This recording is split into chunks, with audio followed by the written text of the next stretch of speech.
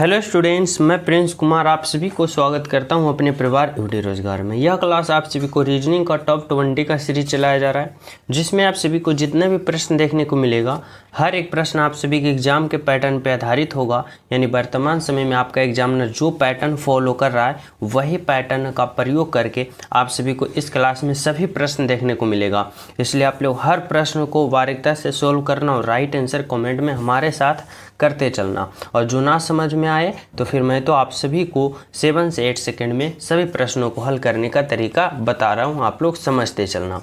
तो चलो शुरू करते हैं। पहला प्रश्न देखो क्या करा है। पहला प्रश्न यहाँ पे आप सभी को दिया गया है कि तारा उसी प्रकार आकाशगंगा से संबंधित है जिस प्रकार पुष्प संबंधित है। देखो यहाँ पे आप लोग को बताना है रिलेशन और संबंध इस तरह से कि तारा का संबंध जिस प्रकार आकाशगंगा से है, तारा का संबंध जिस प्रकार आकाशगंगा से है तो उसी प्रकार पुष्प का संबंध किससे। तो आप लोग समझो, अगर हम तारा और आकाशगंगा का संबंध की बात करें ना तो देखो तारा की संख्या अगर हम बहुत सारे तारा को मिला दें तो वह क्या हो जाता है, भी किसका निर्माण होता है, बोलोगे आकाशगंगा का निर्माण होता है। यानी आकाशगंगा में क्या होता है, तो बहुत सारा तारा होता है। तो वही है कि बहुत सारे तारे को जब एक साथ मिला दोगे तो वह एक आकाशगंगा का रूप ले लेगा। अब उसी प्रकार से सोचना है कि पुष्प, अब आप लोग बहुत सारे पुष्प को एक साथ मिला दोगे तो वह क्या बनेगा, बहुत सारे फूल को एक साथ मिला दोगे तो वह क्या बनेगा, चमेली गलत, खिलना गलत, पंखुड़ी गलत, क्या बनेगा, तो गुलदस्ता बनेगा। इस प्रकार से कि तारा का संबंध जिस प्रकार आकाशगंगा से है तो पुष्प का संबंध गुलदस्ता से है। बोले तो ऑप्शन नंबर 3 आपका राइट आंसर। समझ रहे हो, ऑप्शन नंबर 3। तो चले नेक्स्ट प्रश्न पे देखो। 2 नंबर का प्रश्न समझना भी क्या कर रहा है। 2 नंबर का प्रश्न कर रहा है उस विकल्प का चयन कीजिए जो तीसरी संख्या से उसी प्रकार संबंधित है जिस प्रकार पहली संख्या दूसरी से। यानी बताना होगा कि 9 से जिस प्रकार 90 संबंध है ना तो उसी प्रकार 12 से यहाँ पे कौन सा ऑप्शन होगा जो संबंध बना रहा है। तो देखो कैसे यहाँ पे पता करना है, और इस बार आप लोग का जो संबंध बताना है यहाँ पे संख्याओं का संबंध बताना है। देखो अगर आप लोग सोचते हो इस तरह से कि 9 में अगर आप लोग यहाँ पे गुना का कितना करते हो भाई, 9 में अगर आप लोग गुना का 10 करते हो तो देखो 90 आ रहा है। अब उसी प्रकार 12 में जब गुना का 10 करोगे तो 120 आएगा, लेकिन ऑप्शन में कहीं 120 नहीं दिया गया है। यानी हमें थोड़ा सा अलग तरीका से सोचना पड़ेगा। किस तरीका से, तो इस तरीका से कि 9 से 90 लाएँ तो लाएँ कैसे, या फिर इसके अगल बगल पहुँचे तो पहुँचे कैसे। तो देखो अगर हम 9 का वर्ग करते हैं, 9 का स्क्वायर करते हैं तो हमें कितना प्राप्त होता है, तो बोलोगे 81। 9 का वर्ग हमें कितना प्राप्त होगा भाई, तो 81 प्राप्त होगा। लेकिन हमें चाहिए 90। इसके लिए हमें क्या करना पड़ेगा, तो 9 को जोड़ना पड़ेगा। यानी यहाँ पे जो 9 है उसको जोड़ना पड़ेगा। यानी 81 और प्लस का 9 देखो 90 आया, बोलोगे जी। यानी क्या हुआ, तो जो पहली संख्या उसको स्क्वायर किए और फिर पहली संख्या को जोड़ दिए और दूसरी संख्या में प्राप्त हो गया। अब वही लॉजिक इसमें अप्लाई करना है। यानी यहाँ पे 12 है और 12 से हमें यहाँ पे राइट आंसर पता करना है, तो पहले हमें 12 का क्या करना है, स्क्वायर। और जब हम 12 का स्क्वायर करते हैं तो हमें कितना प्राप्त होता है, 144। और फिर इस 144 में इस 12 को पुनः हमें जोड़ देना है। अब देखो 4 और 2 6, 4 1 5 और 1 1 कम 1, यानी 156। यहाँ पे जो आएगा वह कौन सा ऑप्शन आएगा भाई, 156। बोले तो ऑप्शन नंबर 3 आएगा। यानी आपका राइट आंसर जो होगा वह क्या होगा, तो ऑप्शन नंबर 3, जो कि क्या है, तो बिल्कुल सही, बिल्कुल सत्य आपका राइट आंसर। तो क्या लॉजिक इसमें फॉलो किया, पहली संख्या का स्क्वायर करो और फिर पहली संख्या को ही जोड़ दो, और जोड़ने के बाद जो आएगा वह दूसरा संख्या होगा और वही आपका राइट आंसर होगा। समझ रहे हो। तो चले नेक्स्ट पे देखो, समझना 3 नंबर का प्रश्न क्या कर रहा है भाई। देखो 3 नंबर का प्रश्न यहाँ पे जो दे रखा है, करा उस संख्या युग्म का चयन करें जिसमें दो संख्याएं उसी तरह से संबंधित हैं जैसे कि निम्नलिखित संख्या युग्म की दो संख्याएं संबंधित हैं। यानी एग्जामिनर का कहने का मतलब है ना कि यहाँ पे 29 और 31 जिस प्रकार आया है ना, तो उसी प्रकार से यहाँ पे कौन सा ऑप्शन होगा ये आप लोग को पता करना है।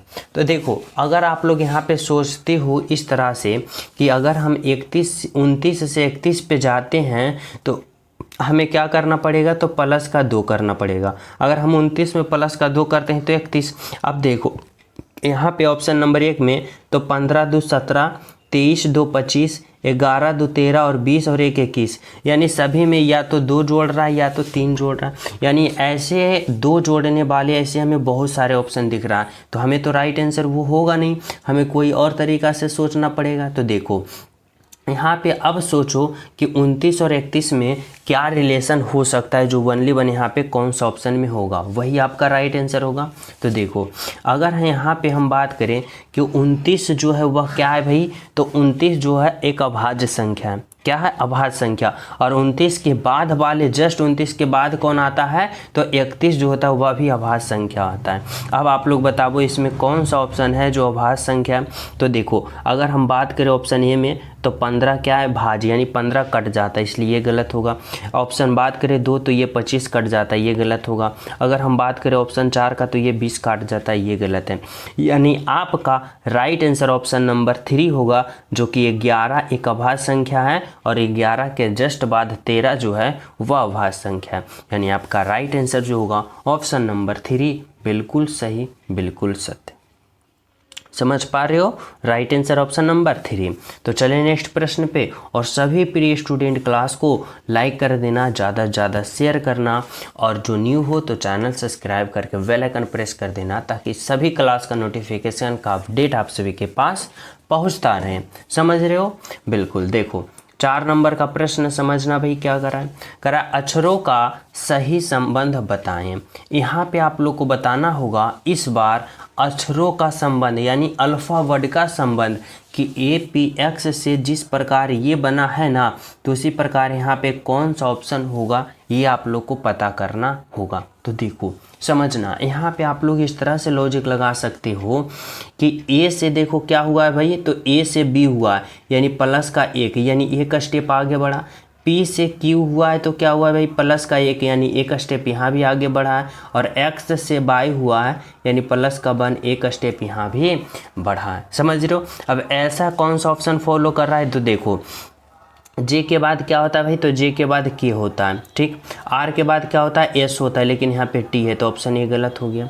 J के बाद क्या होता है, K, L के बाद M, और M के बाद N होना चाहिए, लेकिन P है तो ये भी गलत। फिर देखो C के बाद D होता है, S के बाद T होता है, और N के बाद क्या होता है, तो N के बाद O होता है। यानी ये क्या हो रहा है, तो ये बिल्कुल सही हो रहा है, यानी एक एक स्टेप बन रहा है ऑप्शन नंबर 3।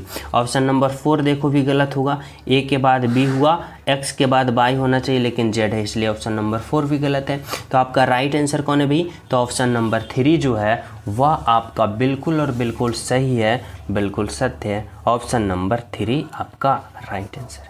ठीक है, समझ पा रहे हो हमारी बातों को? तो चले हम सब नेक्स्ट प्रश्न पे। तो देखो यहाँ पे समझना आप लोग, 5वां नंबर का प्रश्न क्या कर रहा है भाई, देखो करा विषम शब्द की पहचान करें। यानी आप लोग को बताना है कि यहाँ पे देखो 4 ऑप्शन दे रखा है, क्या है भाई, तो वर्ग है, समभुज त्रिभुज है, समचतुर्भुज है, और समकोण त्रिभुज है। अब इन 4 ऑप्शन में आप लोग को बताना है कि कौन सा 3 ऑप्शन जो एक समान है लेकिन एक सबसे अलग है, और वही ऑप्शन का आप लोग को क्या करना है, तो चयन करना है। कैसे करोगे, तो समझना हमारी बातों को। देखो यहाँ पे क्या है भाई, वर्ग है, समभुज त्रिभुज है, समचतुर्भुज है, और समकोण त्रिभुज है। अब बताओ कि इसमें कौन सा 3 ऑप्शन एक समान है। तो देखो हमारी बातों को यहाँ पे समझना। अगर हम बात करें वर्ग का, समझना पहले, अगर हम बात करें समभुज त्रिभुज का, अगर हम बात करें समचतुर्भुज का, तो देखो अगर हम ये तीनों ऑप्शन की बात करें ना, तो तीनों ऑप्शन में जो सभी का भुजा होगा ना वह समान होता है। देखो इस तरह से आप लोग समझो, अगर हम बात करें वर्ग का, तो वर्ग का जो यहाँ पे चारों भुजा होता है ना वह समान होता है। अगर हम समचतुर्भुज की बात करें तो समचतुर्भुज में भी सभी त्रिभुज के सभी भुजा बराबर होता है। समचतुर्भुज की बात करें तो समचतुर्भुज में भी क्या होता है भाई, तो सभी का भुजा बराबर होता है। लेकिन हम समकोण त्रिभुज की बात करें ना, तो समकोण त्रिभुज यानी एक जो होगा वह दो भुजा जो होगा बराबर यानी 90 डिग्री होगा, लेकिन यह जो हाइपोटेनस होगा या कर्ण होगा ना यह इन दोनों से बड़ा होगा। यानी एक देखो यह फोल्ट आ गया, यानी हाइपोटेनस क्या होता है, तो लंब से और बेस से यानी दोनों से क्या होता है, लंबा होता है। इसलिए सबसे अलग कौन सा ऑप्शन है, तो ऑप्शन नंबर 4 आपका राइट आंसर है, क्योंकि यह विषम है। ठीक है, समझ पा रहे हो। तो चलिए नेक्स्ट पे देखो, 6 नंबर का प्रश्न समझो भाई, क्या कर रहा है, समझना हमारी बातों को। देखो कर रहा है दिए गए श्रेणी को पूर्ण करें, यानी बताना होगा कि इस वाट के जगह जो होगा वह आखिर क्या होगा। तो देखो पहले ये समझो कि यह सीरीज जो है वह किस तरह से चल रहा है भाई, तो सीरीज देखो इंक्रीज ऑर्डर में बढ़ रहा है, यानी बढ़ते हुए क्रम में आगे बढ़ रहा है ना। अब यहाँ पे आप लोग को ये लॉजिक समझना होगा कि देखो अगर हम बात करें 7 से 10 हुआ है, फिर तो क्या हुआ भाई, फिर 10 से 14, 14 से 15, 15 से 25, क्या हो रहा है जो आप लोग समझो।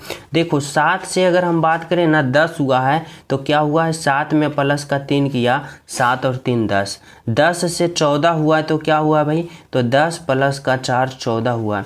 14 से 19 हुआ है तो क्या हुआ भाई, प्लस का 5 हुआ है, 14 प्लस का 5 19, और 19 से 25 हुआ है तो क्या हुआ भाई, 19 प्लस का 6, 19 और 6 25 हुआ है। अब हमें पता करना है कि इस 25 से जो आगे वाले पद होगा, यानी 25 से हमें अगले यहाँ पे पद को पता करना है, तो यहाँ पे क्या करना होगा, तो देखो प्लस का 3 प्लस का 4 प्लस का 5 प्लस का 6, तो इस बार हमें प्लस का 7 करना पड़ेगा। अगर हम बात करें भैया 25 प्लस का 7 करते हैं, तो 25 और प्लस का 7 कितना हो जाता है भाई, तो 32 यानी 32। तो बोले तो कौन सा ऑप्शन में 32 है, तो देखो यहाँ पे ऑप्शन नंबर 1 में, यानी आपका राइट आंसर क्या हुआ, तो ऑप्शन नंबर 1 हुआ, जो कि बिल्कुल सही और बिल्कुल सत्य है। समझ पा रहे हो। तो चले नेक्स्ट प्रश्न पे देखो, 7 नंबर का प्रश्न समझना। यहाँ पे आप सभी से पूछा जा रहा है कि निम्नलिखित श्रृंखला में प्रश्न चिन्ह के जगह पे आने वाले अक्षर का चयन करो। देखो यहाँ पे आप लोग का अल्फा वर्ड से दे रखा है सीरीज का प्रश्न। अब जब अल्फा वर्ड से सीरीज का प्रश्न दिया हो और यहाँ पे पूछा गया है कि बीच में यहाँ पे क्या होगा, तो आप लोग क्या करोगे, तो जब भी अल्फा वर्ड से सीरीज का प्रश्न आ जाए ना, पहले आप लोग अल्फा वर्ड पोजीशन लिखना। जैसे देखो जे का 10 होता है, एम का 13 होता है, पी का 16 होता है, और वी का कितना होता है भाई, तो वी का 22 होता है और बाई का 25 होता है। समझ पा रहे हो हमारी बातों को। यहाँ पे ये 16 है, ठीक है। अब यहाँ पे आप लोग को क्या करना है, तो रिलेशन बनाना है। कैसे भाई, तो देखो अगर हम बात करें कि जे से एम पे जा रहा है, तो जे का 10, एम का 13 प्लस का 3 बढ़ रहा है। फिर देखो एम से पी जा रहा है, प्लस का 3 बढ़ रहा है। फिर देखो भी से बाई जा रहा है, यानी 22 से 25 जा रहा है, तो प्लस का 3 बढ़ रहा है। समझना, प्लस का 3 प्लस का 3 प्लस का 3 बढ़ रहा है। तो इसी प्रकार जब हम पी से अगले पद यहाँ पे प्राप्त करेंगे और फिर तो क्या करेंगे भाई, तो देखो जब हम यहाँ पे अगर हम हम अल्फा वर्ड को प्राप्त करेंगे, तो देखो +3 का सीरीज चल रहा है, तो यहाँ भी हम प्लस का 3 करेंगे। अब 16 में जब हम प्लस का 3 करेंगे, तो 16 प्लस का 3 कितना होता है भाई, तो 19, और 19 यहाँ पे आ जाएगा। और 19 जो होता है वह अल्फा वर्ड पोजीशन किसका होता है, तो एस का होता है। यानी यहाँ पे हम क्या देंगे, तो यहाँ पे हम एस देंगे, ठीक है। अब एस से अगर भी पे चलोगे ना, तो यहाँ भी देखो प्लस का 3 ही हो रहा है, क्योंकि एस का 19 और 19 में 3 जोड़ोगे 22, और 22 का भी यहाँ पे आ रहा है। यानी यह सीरीज हमें पूर्ण रूप से सही ऑर्डर में चल रहा है। कैसे, तो +3 से। और जो हमारा राइट आंसर यहाँ पे क्या निकल के आया, तो एस निकल के आया। बोले तो ऑप्शन नंबर 2 जो होगा आपका राइट आंसर होगा, बिल्कुल सही आंसर होगा। ठीक है, समझ पा रहे हो। ऑप्शन नंबर जो होगा वह 2 होगा। तो चले हम सब नेक्स्ट प्रश्न पे। तो देखो यहाँ पे आप लोग 8 नंबर का प्रश्न समझना क्या कर रहा है भाई। कर रहा है एक निश्चित कोड भाषा में GUD को 31 लिखा जाता है। ठीक है, मैं मान लिया। कर रहा है PUH को 44 लिखा जाता है, तो FAR को क्या लिखा जाएगा। यह जो प्रश्न है ना, कोडिंग डिकोडिंग का प्रश्न है। यहाँ पे आप लोग को क्या करना होगा, तो कुछ नहीं, बस ये समझो कि GUD से 31 लिखा तो आखिर लिखा कैसे, जैसे समझना हमारी बातों को। यहाँ पे क्या है भाई, G है, U है, D है। अब इतना का कोडवर्ड जो लिखा है ना 31 लिखा, ये कैसे लिखा। अब इसको पता करने के लिए आप लोग क्या करो, तो सिंपल सा इन सभी के अल्फ़ाबेट पोजीशन को पहले आप लोग जोड़ के देखो क्या आता है। तो देखो 7 प्लस U का कितना होता है भाई 21 प्लस D का कितना होता है भाई, तो D का 4 होता है। ठीक है, अगर हम सभी का अल्फ़ाबेट पोजीशन को जोड़ते हैं तो देखो हमें कितना प्राप्त होता है। तो देखो G का 7, U का 21, D का 4। तो देखो 21 और 4 25, और 25 और 7 कितना होता है भाई, तो 25 और 7 यहाँ पे हो जाएगा 32, हुआ ना। लेकिन हमें चाहिए कितना, तो हमें चाहिए 31, इसलिए माइनस का 1 करना पड़ेगा। अब जो हमें प्राप्त होगा वह प्राप्त होगा 31, हुआ ना। अब वही लॉजिक इसमें आप लोग देखो, यहाँ पे क्या है भाई, तो P है, U है, H है। अब इसका जो अल्फ़ाबेट यहाँ पे क्या दे रखा है, यहाँ पे इसका कोड क्या दे रखा है 44। ठीक है, अब हमें इन सभी के अल्फ़ाबेट पोजीशन को जोड़ना पड़ेगा। जैसे देखो P का 16 होता है, U का 21 होता है, और प्लस H का कितना होता है भाई 8 होता है। ठीक है, अगर हम सभी का अल्फ़ाबेट पोजीशन को जोड़ते हैं तो देखो हमें कितना प्राप्त होता है। यहाँ पे देखो 8 1 9, और 9 और 6 कितना होता है भाई 15, 15 का 5 बाकी 1। ठीक है, फिर देखो 2 और 1 3, और 3 और 1 बकाया 4, यानी यहाँ पे हमें कितना प्राप्त होगा 45, यानी लेकिन हमें लाना है यहाँ पे 44, इसलिए माइनस का 1 करना पड़ेगा। अब देखो हमें 40 क्या आया, तो 44 आया, बोलोगे जी आ गया। ठीक है, अब उसी तरीक़ा से वही रूल फॉलो करके इसमें भी वही करना है। तो देखो इनका भी सभी का अल्फ़ाबेट पोजीशन को जोड़ेंगे। तो देखो F का कितना होता है भाई 6, प्लस का A का कितना होता है 1, प्लस का R का कितना होता है भाई, तो 18। ठीक है, अब सभी को हमें जोड़ना है। तो 6 प्लस का 1 7 होता है, और 7 और 18 को जोड़ेंगे तो हमें कितना प्राप्त होगा, तो यहाँ पे 7 और 18 को जोड़ेंगे हमें प्राप्त होगा 25। कितना होगा भाई, तो 25 यानी 25। लेकिन हमें 25 का 25 नहीं लिखना है, इसमें हमें माइनस का 1 करना है। अगर हम 25 में घटा देते हैं तो 24 यानी 24, और 24 बताओ कौन सा ऑप्शन में है, तो ऑप्शन नंबर 3 में है। यानी राइट आंसर आपका क्या होगा, तो ऑप्शन नंबर 3 होगा, 24 होगा, जो कि बिल्कुल सही है, बिल्कुल सत्य है। ठीक है, समझ पा रहे हो। तो चलिए नेक्स्ट पे देखो 9 नंबर का प्रश्न समझना भाई क्या करा है। करा है दिए गए विकल्पों में से वह शब्द चुनिए जो दिए गए शब्द के अक्षर का प्रयोग करके देखो यहाँ पे नहीं बनाया जा सकता है, जो हमें बताना है। यानी इतना का प्रयोग करके ना कौन सा यहाँ पे ऑप्शन जो है नहीं बनेगा, ये आप लोग को पता करना होगा। तो समझो हमारी बातों को। देखो अगर हम बात करें ऑप्शन नंबर 1 का, तो क्या है LOBE, L है, O है, B है, E है, यानी क्या हो रहा है, तो ऑप्शन नंबर 1 बन रहा है। ऑप्शन नंबर 2 की बात करें तो क्या है TREAT, देखो T है, R है, E है, फिर क्या है A है और T है, यानी क्या हो रहा है भाई, तो यहाँ पे ऑप्शन नंबर 2 भी बन रहा है। अब बात करते हैं ऑप्शन 3 का RATE, देखो R है, A है, T है, E है, यानी क्या हो रहा है यहाँ पे, तो यहाँ पे 3 नंबर का भी ऑप्शन सही हो रहा है। अब बचा ऑप्शन नंबर 4, देखो LIFE, L है, I है, F है। देखो F की बात करें तो इसमें कहीं भी ओवरऑल F दिख रहा है, नहीं दिख रहा है, यानी हमारा राइट आंसर जो होगा ऑप्शन नंबर 4 होगा। क्योंकि ऑप्शन नंबर 4 नहीं बनने वाला है, तो यही आपका राइट आंसर होगा, क्योंकि इसमें F है और उसमें F का प्रयोग नहीं किया गया है। ठीक है, तो राइट आंसर ऑप्शन नंबर 4 होगा। तो चलिए नेक्स्ट प्रश्न पे देखो 10 नंबर का प्रश्न समझना भाई। यहाँ पे आप सभी से क्या कर रहा है, कथन और निष्कर्ष वाले प्रश्न समझना। करा है सभी सेब संतरे हैं। देखो यहाँ पे जितने भी सेब हैं ना, यह सभी सेब जो है वह क्या है भाई, तो यह सभी जो सेब है वह सभी सेब जो है वह संतरे हैं। यानी यहाँ पे आप लोग लिखो संतरे, सभी सेब है वह क्या है भाई, संतरे। अब कह रहा है कुछ संतरे पपीते हैं, यानी संतरे का जो कुछ भाग है ना वह क्या है भाई, पपीता है यानी पपाया है। यहाँ पे PAPAY पपाया लिख दिया यानी पपीता है। ठीक है, समझ जाओगे बिल्कुल। अब यहाँ पे हमें क्या कर रहा है भाई, निष्कर्ष क्या कर रहा है जो समझना।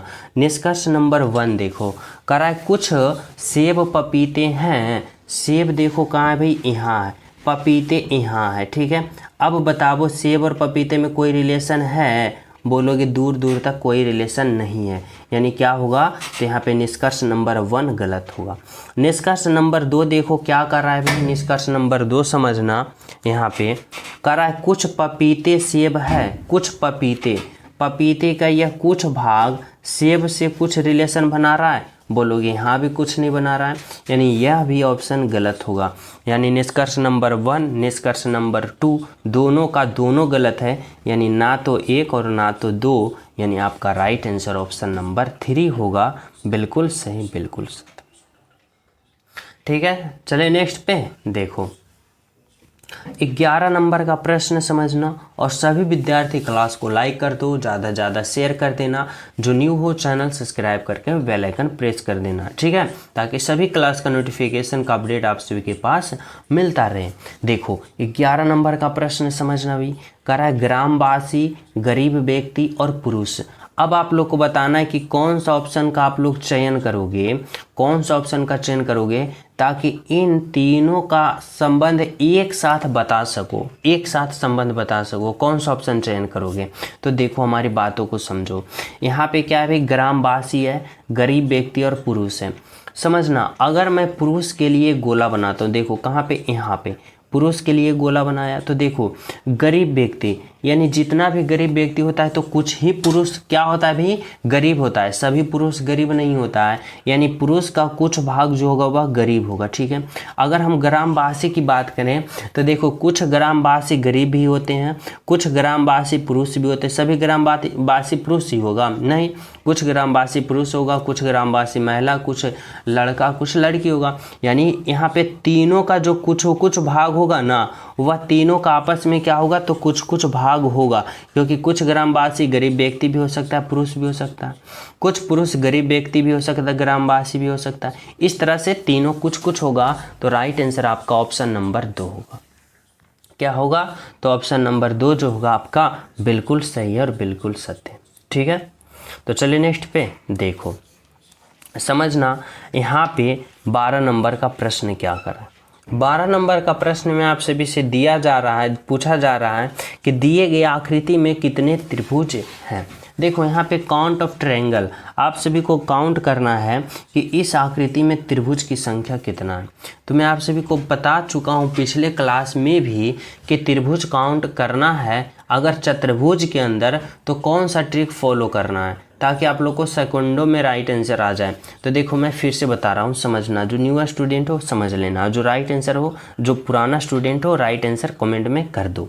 देखो क्या ट्रिक होता है ना इसका, कि जब भी यहाँ पे बात हमारी को यहाँ पे समझना कि चतुर्भुज के अंदर त्रिभुज काउंट करने के लिए बोले, तो पहले छोटे छोटे खंडों को आप लोग काउंट करना है, यानी छोटे छोटे त्रिभुज को।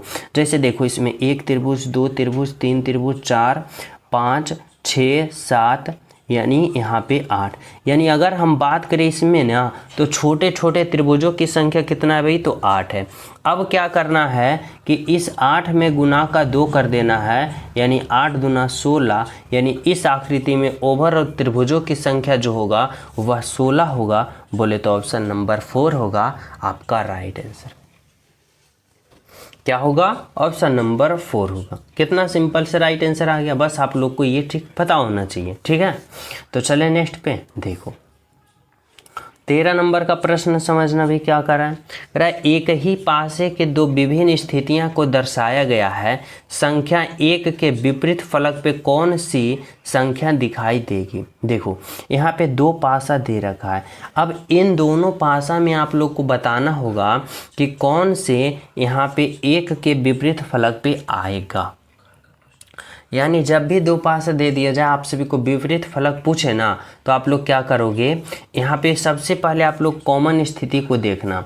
कॉमन स्थिति की बात करें तो यहाँ पे 6 है, यहाँ पे भी 6 है, यहाँ पे 4 है, यहाँ पे भी 4 है। यानी इन दोनों पासा में कितने कॉमन स्थिति दिखा, तो 2 कॉमन स्थिति दिखा।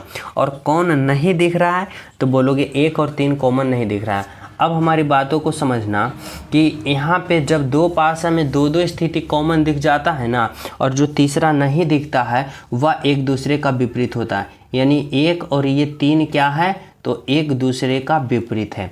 एक दूसरे का क्या है भाई, विपरीत है, यानी उल्टा है। और हमसे पूछा 1 का विपरीत, तो 1 का विपरीत 3 है, बोले तो ऑप्शन नंबर यहाँ पे क्या होगा, तो 3 होगा। क्या होगा, तो ऑप्शन नंबर 3 आपका राइट आंसर होगा। तो चले नेक्स्ट पे देखो, 14 नंबर का प्रश्न समझना भाई क्या कर रहा है, कह रहा है निम्नलिखित शब्दों को एक तार्किक एवं अर्थपूर्ण कर्म में व्यवस्थित करें। बताना होगा यहाँ पे कि दवा है, रोग की पहचान है, परामर्श है, बीमारी है, स्वास्थ्य लाभ है और डॉक्टर है। अब देखो यहाँ पे आप लोग को बताना है कि कौन सा ऑप्शन का आप लोग चयन करोगे ताकि क्या हो जाए, इन सभी को एक साथ अर्थपूर्ण और तर्कपूर्ण में व्यवस्थित कर पाओ। ठीक है, तो देखो अगर हम बात करें कि इसमें सबसे पहले क्या होगा भाई, तो सबसे पहले बीमारी होगा, यानी किसी को बीमारी, यानी 4 नंबर हुआ। ठीक है, बीमारी होने के बाद वह क्या करेगा भाई, तो डॉक्टर के पास जाएगा, यानी 6 नंबर। ठीक है, डॉक्टर के पास जाने के बाद क्या करेगा भाई, डॉक्टर से वह क्या लेगा भाई, तो वह डॉक्टर से क्या लेगा, तो परामर्श लेगा, यानी 3 नंबर। ठीक है, क्या लेगा भाई, परामर्श लेगा। जब डॉक्टर उसे परामर्श देगा उसके बाद क्या करेगा भाई, तो डॉक्टर उसे रोग का पहचान करेगा, यानी रोग का पहचान करेगा, यानी यहाँ पे क्या करेगा, तो 2 नंबर। ठीक है, रोग का पहचान करने के बाद फिर क्या करेगा, डॉक्टर उसे दवा देगा, यानी 1 नंबर। और दवा देने के बाद फिर क्या होगा उसे, तो स्वास्थ्य लाभ प्राप्त होगा, यानी यहाँ पे क्या होगा, तो यहाँ पे 5 नंबर होगा।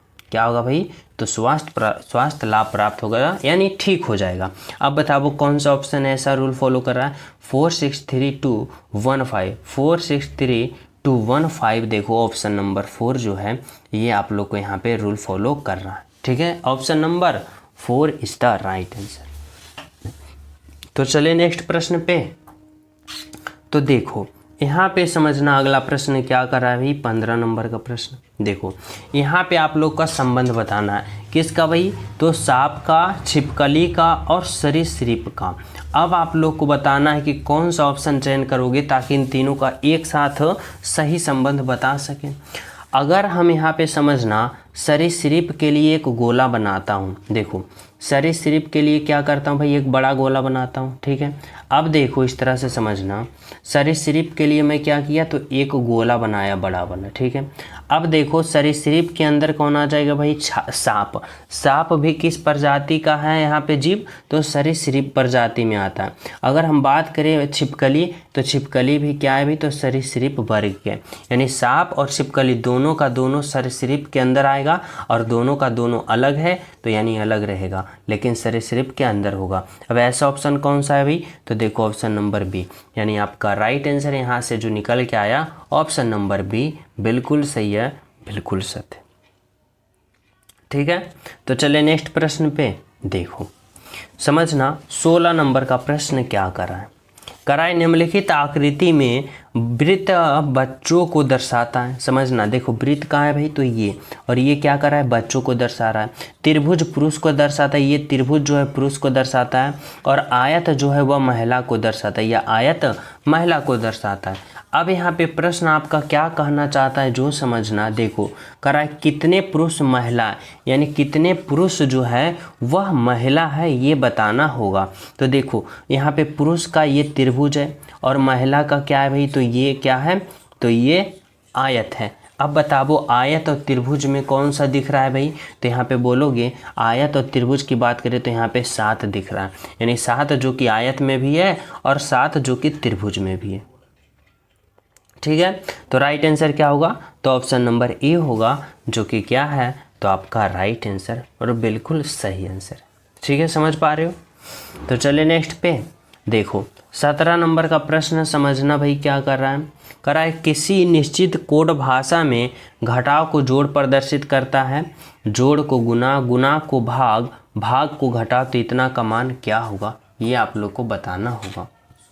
कैसे पता करोगे, हमारी बातों को समझो। देखो यहाँ पे जैसे जैसे करा है ना वैसे वैसे हमें करना है। यहाँ पे क्या है भाई 20 है, फिर देखो जोड़, जोड़ का अर्थ क्या कर रहा है, जोड़ को गुना प्रदर्शित करता है, तो गुना 2 6, फिर देखो गुना, गुना को भाग कर रहा है तो भाग 2 5 होगा, फिर क्या है भाई भाग, भाग को घटाव कर रहा है तो यहाँ पे घटाव 2, और फिर क्या है तो घटाव, घटाव को जोड़ है तो यहाँ पे जोड़ 2 और 14।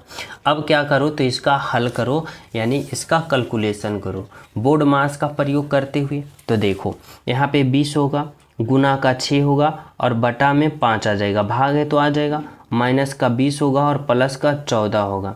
अब आप लोग यहाँ पे क्या करो, तो इसको काटम कुटी करो। देखो 5 से कटेगा 5 चक्का 20 और 6 गुने का 4, 6 चक्का 24, माइनस का 20 और प्लस का कितना हो जाएगा भाई, तो 14।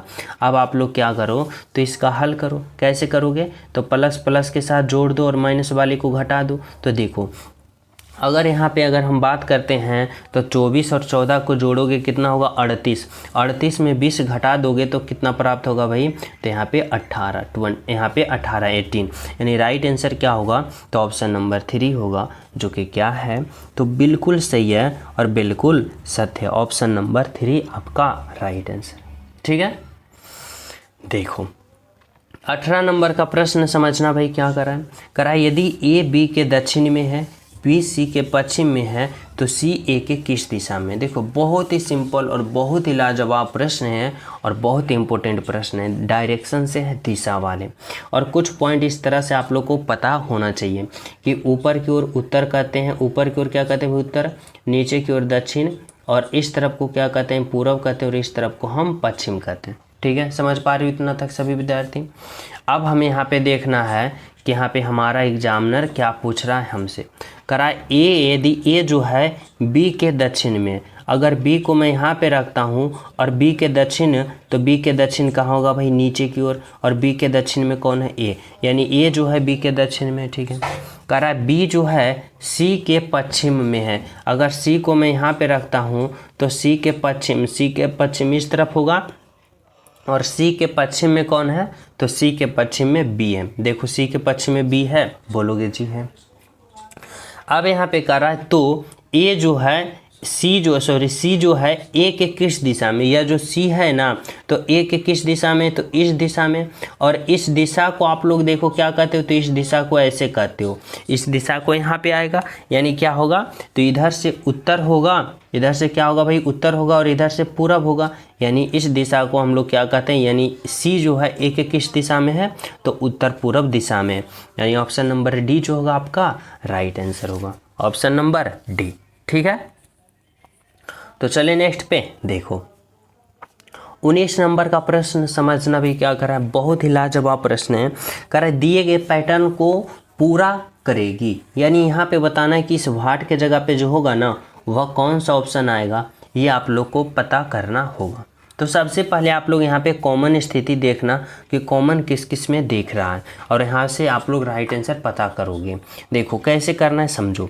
अगर हम सबसे कॉमन की बात करें ना, तो यहाँ पे देखो इस तरह से यहाँ पे एक रेखा आया है, पूर्ण रूप से यहाँ से यहाँ टच किया, तो जब यहाँ से यहाँ आया है तो अगले वाले इस वाले फिगर में यहाँ से यहाँ भी आएगा, यहाँ से यहाँ आएगा, यानी यहाँ देखो इस ऐसे होगा, यहाँ भी इस तरह होगा और यहाँ भी इस तरह होगा, लेकिन यहाँ पे इस तरह नहीं है, यानी क्या हुआ, तो ऑप्शन नंबर 1 तो यहाँ से पहले कट गए। ठीक है, अब हमारी बातों को समझना। यहाँ से देखो इसके अंदर क्या है भाई, तो एक वर्ग है, इस तरह से यहाँ पे आया, तो यहाँ से यहाँ पे ये वर्ग आएगा यहाँ से, और ये ऐसे होगा। ठीक है, यहाँ पे ये ऐसे होगा। अब देखो यहाँ से ये जो रेखा नीचे वाला आया और यह जो वर्ग आया, और यहाँ पे इसके बीच में ये गैप है, गैप है ना, और यहाँ पे देखो ये रेखा और ये रेखा को एक साथ मिला दिया, यानी क्या किया, मिला दिया, इसलिए ऑप्शन नंबर 2 भी गलत हो जाएगा। अब बचा हमारा ऑप्शन नंबर 3 और अब बचा ऑप्शन नंबर 4। अब देखो अगर हम बात करें तो इसमें भी इस तरह से कैसे लगाया, तो कट लगाया यहाँ से, इस तरह से ऐसे, इस तरह से, यहाँ से इस तरह से समझो कि देखो इस वर्ग के अंदर भी इस तरह से 2 भाग में बांट दिया। अब देखो यहाँ से भी एक कट लगाया, इस तरह से समझना, यहाँ से ऐसे कट किया और यहाँ से ऐसे कट किया।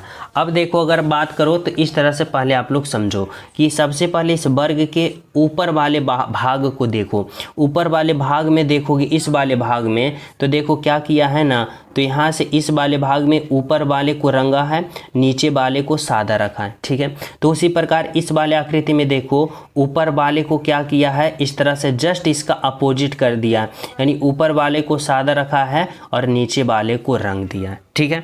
तो उसी प्रकार से यहाँ से भी आप लोग देखो इस तरह से कि यहाँ से क्या होगा, तो इस तरह से ऐसे कट लगेगा। अब जब ऊपर वाले को ये रंगा है तो ऊपर वाले को यहाँ पे क्या करेगा, तो सादा रखेगा और नीचे वाले को ये रंग देगा। अब बताओ कि ऐसा ऑप्शन कहाँ दिख रहा है भाई, तो ऑप्शन यहाँ पे ऑप्शन नंबर 3 में दिख रहा है, यानी आपका राइट आंसर बिल्कुल होगा ऑप्शन नंबर 3, यानी ऑप्शन नंबर 4 गलत होगा। समझ रहे हो क्या होगा भाई, तो यहाँ पे ऑप्शन नंबर 3 आपका राइट आंसर, ठीक है। तो चलिए हम सब नेक्स्ट प्रश्नों पे। तो देखो अगला प्रश्न आप लोग समझना 20 नंबर का क्या कर रहा है, कर रहा है किस उत्तर आकृति में प्रश्न आकृति निहित है, यानी बताना है यह जो प्रश्न आकृति है कौन सा ऑप्शन में, उत्तर ऑप्शन में यह सम्मिलित है यानी समाहित है। तो यह प्रश्न मैं आप सभी को होमवर्क के रूप में देता हूं। सभी विद्यार्थी इस प्रश्न का राइट आंसर कमेंट में बताना कि इसका जो राइट आंसर होगा वह क्या होगा और कौन होगा, ठीक है। और सभी विद्यार्थी क्लास को लाइक करना, शेयर करना ज़्यादा से ज़्यादा, और जो न्यू हो तो चैनल सब्सक्राइब कर देना। और सभी प्रिय स्टूडेंट प्यारा सा कमेंट जरूर करना इस क्लास के बारे में कैसा लगा। तो मिलते हैं आप सभी को अगले वाले क्लास में, जब तक सभी को हमारी तरफ से जय हिंद।